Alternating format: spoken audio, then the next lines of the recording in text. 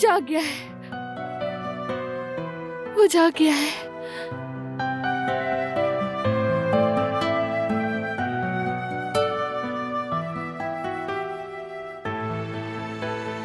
गलत अलार्म।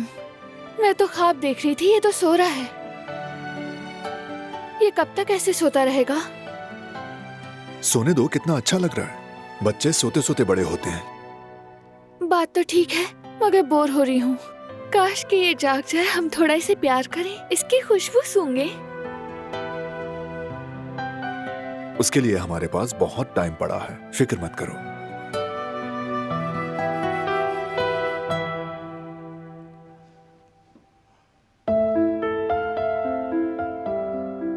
बेटी, तुम खड़ी भी क्यों? क्या कर रही हो यहाँ? अरे बस करो बेटा, तुम्हें लेटकर आराम करना चाहिए। बेटा, तुम कुछ कहो ना अपनी बीवी को। इसने तो कहा था, लेकिन मैं नहीं मानी। ऐसे नहीं चलेगा कि मैं नहीं मानी। बच्चा भी बहुत छोटा है, आराम करोगी तो ताकत आएगी और ग़िज़ा भी बढ़ेगी। अल्लाह ना करे, वरना कमजोरी बढ़ सकती है। हाँ, चलो मेरे साथ आओ।